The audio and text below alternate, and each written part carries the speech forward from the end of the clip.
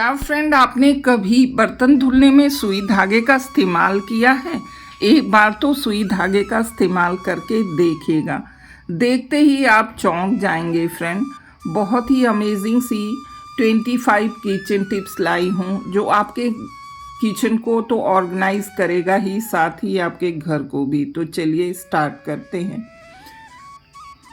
Hi friend, मैं स्नेहा आज आपके लिए बहुत ही यूज़फुल सी किचन टिप्स लाई हूँ। चलिए,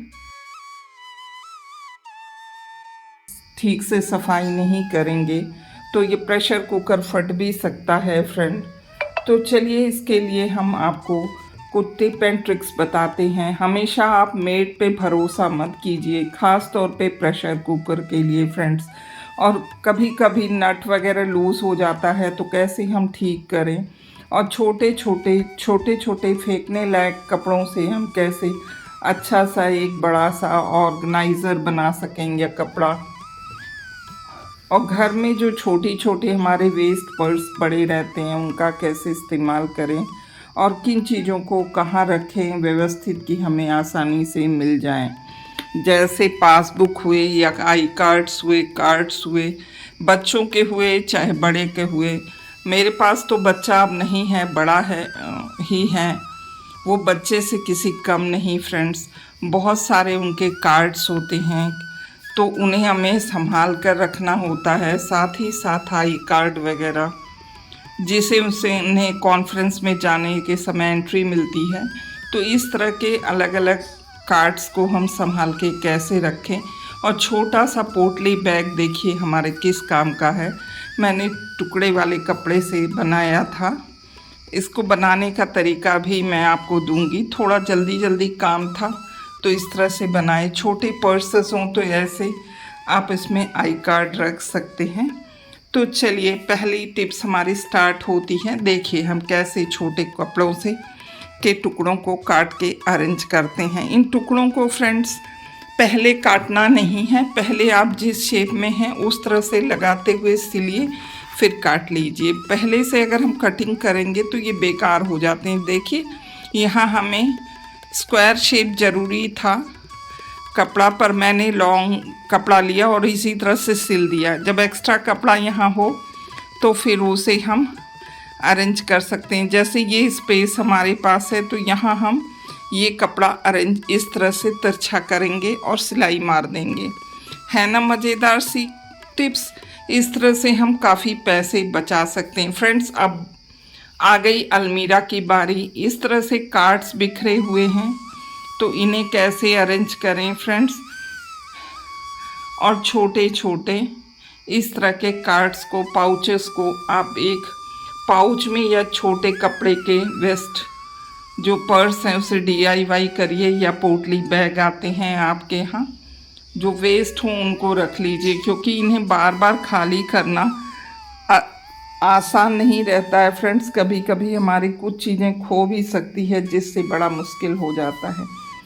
अपने कुछ कपड़े जो एक्स्ट्रा हैं उन्हें दुपट्टे के साथ लगाकर, साड़ियाँ तो आजकल बहुत कम पहनी जाती हैं तो उन्हें अलमीरा के ऊपर हिस्से पे रख दीजिए कवर के अंदर। ये सारे DIY किए हुए हमारे साड़ी कवर्स या उसका कवर है। ये देखिए रेमंड के कंबल का कवर है जिसको मैंने अभी संभाल कर रखा है, फटा नहीं। तो फ्रेंड्स ये देखिए बेडशीट से मैंने कर लिया। इसी तरह से फ्रेंड्स किचन में अब चलते हैं और अपने कप वगैरह, कांच के बर्तनों को मेड पे भरोसा नहीं कीजिए, क्योंकि जब हम बर्तन कांच का वॉश करते हैं तो खुद कर लें तो ज़्यादा अच्छा है। बोरोसिल वगैरह काफ़ी कॉस्टली आते हैं। और इस तरह से ढक्कन को पहले हम पानी में अच्छे से भिगो के रख दें फ्रेंड, फिर ब्रश से अच्छे से क्लीन करें, उसके गैस्केट वगैरह को प्रॉपर निकाल दें। उसके बाद देखिए क्या करते हैं, इसके अंदर सुई और धागा। सुई की ज़रूरत है तो सुई फ्रेंड इसमें बहुत लंबी ज़रूरत पड़ेगी। ये सुई मेरी छोटी हो गई, मैंने सोचा आ जाएगी। अब बड़ी वाली सुई नहीं ला सकते, पर इसके लिए एक बड़ी सुई और मोटा सा ऊन का धागा रखिए जिससे अच्छे से अंदर चला जाए। अब हमने लिया टूथपिक, अगर ना हो तब टूथपिक लीजिए। टूथपिक को सावधानी से डालिए मजबूत टूथपिक लीजिए, नहीं तो ये टूट जाएगा तो हमारा प्रेशर कुकर ख़राब हो जाएगा। इसके साइड्स में जो छेद हैं इस तरह से एक तरफ से डालिए, दूसरी तरफ से निकाल दीजिए फ्रेंड्स। यानी हमारे कुकर के ढक्कन को सिलाई करनी है, जैसे सुई धागे का यूज़ करके हम अपने कपड़ों को सिलते हैं। तो इस तरह से ये प्रॉपर क्लीन हो जाएगा। और क्लीन होने के बाद पानी डालिए और इसे चेक कर लीजिए। अगर फ्लोइंग एकदम पानी नीचे जा रहा है तो ठीक है। फिर देखिए इसके नीचे का हिस्सा है, यहाँ ना तो ब्रश पहुँचता है ना ही आपकी कोई चीज़। तो फ्रेंड देखिए इस तरह से धागे के अंदर भी छोटे छोटे कण लग गए। तो इसे आप इस तरह से मोटा ऊन ले लीजिए। एक ऊन प्रॉपर आप अपने किचन में रखिए, उसे आप कहीं भी टांग के रखिए सुई, और फिर धुलने के बाद फिर इसे प्रॉपर यूज़ कर लीजिए। देखिए अब धागे को भी धुल के दिखा रहे हैं। देखिए कितनी गंदगी हमारे इस पानी में आए। यही गंदगी हम खा लेते हैं फ्रेंड। सोचते हैं मेड ने बर्तन धुल दिया। कभी कभी मेड सीटी वगैरह भी नहीं धुलती हैं, तो प्रॉपर आप सीटी धुल लीजिए। हम तो सोचते हैं उनको हम पैसा देते हैं तो वो क्लीन करेंगी, पर ऐसा नहीं होता है फ्रेंड्स। वो जल्दी जल्दी हर घरों में काम करती हैं। हम अपने घर का काम खुद ना कर पाएँ और मेड पे भरोसा करें कि वो हमारे हेल्थ का ध्यान रखेगी, क्या ये पॉसिबल है फ्रेंड? कतई नहीं। जब आप किचन में जाएंगे तो आपको लगेगा कि बर्तन साफ़ है, देखेंगे फिर आप इरिटेट होंगे। उससे अच्छा है इन चीज़ों को आप प्रॉपर क्लीन कर लें फ्रेंड्स। अगर मेड रखे हैं तब भी आप उनके जाने के बाद इसे प्रॉपर क्लीन कर दें, पानी में भिगो कर रख दें। या उसे कहिए कि आपने धुल दिया है तब भी इसे पानी में भिगो के रख दीजिए, यानी टब में। फिर बाद में आप इसे क्लीन कर लीजिए फ्रेंड्स। जब इसे क्लीन कीजिए तो आप इस तरह से प्रेशर कुकर को अच्छे से पोंछ कर इसके ढक्कन लगा दीजिए। जब हम ढक्कन लगाएं तो देखें कि हमारा एक हैंडल हल्का सा लूज़ है। मुझे लगा इसका फ्रंट नट, पर फ्रंट नट एकदम टाइट था फ्रेंड। पीछे वाला इसका नट लूज़ था, पर थोड़ा सा फ्रंट भी था, पर ज़्यादा तो पीछे वाला था। अगर इस नट को हम ध्यान नहीं देते तो फ्रेंड ये नट गिर जाता, ढूंढने पर भी नहीं मिलता, हमें मार्केट जाना पड़ता, हमारे पैसे ख़त्म होते। इस तरह से प्रॉपर क्लीनिंग करने से फ्रेंड जब हम खाना बनाते हैं तो दाल वगैरह पकने के लिए रखे चाहे चावल, तो प्रेशर कुकर में प्रेशर ज़्यादा नहीं होता और सीटी या वॉल के रास्ते बाहर निकल जाता है, तो हमारा प्रेशर कुकर फटता नहीं। देखिए एक इस तरह की सीटी आती है जो बिल्कुल ओपन नहीं होती फ्रेंड। ये हमारे पास भी एक प्रेशर कुकर है, उसकी नहीं, काफ़ी अच्छा है, ब्रांडेड है, और इसकी प्रेशर कुकर की भी सीटी ओपन नहीं होती। ये इसके ड्रॉबैक्स हैं फ्रेंड। और फिर इस सीटी को देखिए इस तरह से हमने पानी में भिगो दिया। अब चम्मच का पीछे हैंडल लीजिए या जो भी चीज़ आप लीजिए, बस नोकीली मत लीजिए फ्रेंड, और इसे धुल लीजिए। देखिए कोशिश कितना भी आप करेंगी तो ये क्लीन नहीं होगा। इसमें ब्रश यूज़ करेंगी तो ब्रश के वेसल्स भी जाते नहीं हैं, तो दाइयाँ इसी तरह से रख देती। इनकी हाल देखिए कितनी ज़्यादा गंदगी। देखिए पानी रुक रहा है, कितना मटमैला हो गया, कितने जूठन के कण। और यही कण जब हमारे इस तरह से सीटी में रहेंगे, और फ्रेंड धुलते समय गैसकेट वगैरह प्रॉपर धुल के फिर से इसे लगा के तब प्रेशर कुकर बंद करके रखेंगे और इसमें हम सीटी लगा देंगे।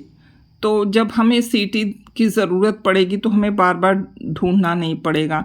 जब आप बर्तन धुल रहे हों और पानी खोले हैं तो आपने जहां आप डिश वॉश के लिए सामान रखते हैं उन चीज़ों को भी प्रॉपर वॉश कर लीजिए फ्रेंड्स। और इस तरह से इसे सिंक में रख के प्रॉपर वॉश कीजिए। जालियां आप डेली अपनी धुल के रखा कीजिए और जाली हमेशा सिंक में लगा दीजिए, जिससे छोटे भी कण आपके रहेंगे वो जाली में जाके फंस जाएंगे और फिर आप जाली को अच्छे से अपने डस्टबिन में डाल सकते हैं। धुलने के बाद आप साबुन को ज़रूर वॉश करके तिरछा करके रखिए। इस में हम छेद करके रखें ताकि पानी प्रॉपर साबुन में से निकल जाए और साबुन में बदबू ना आए। इसी तरह से धीमे धीमे सारी चीज़ों को हम वॉश कर लेंगे फ्रेंड्स। अब हम अपने इस तरह से अपने जूने वगैरह को भी क्लियर साफ़ कर लेंगे और फिर अपने सुई धागे को भी प्रॉपर रख लेंगे। इस तरह की देखिए कुछ टिप एंड ट्रिक्स को हम फॉलो करते हैं। देखिए हमने डस्टबिन में इसे डाल दिया जो थोड़ा सा था। इसके बाद हम अपने इस कपड़े को भी अच्छे से वॉश कर लेंगे फ्रेंड्स। थोड़ा सा साबुन लगा लें और फिर उसके बाद प्रॉपर पोंछ लें जहाँ जहाँ पानी है, और फिर उसके बाद इसे धुल के रख दें। अब धुलने के बाद हम अपने ब्रशेस, ईंट वगैरह जो यूज़ करते हैं लोहे के बर्तन धुलने के लिए, कढ़ाई, उनको प्रॉपर वॉश कर दें फ्रेंड।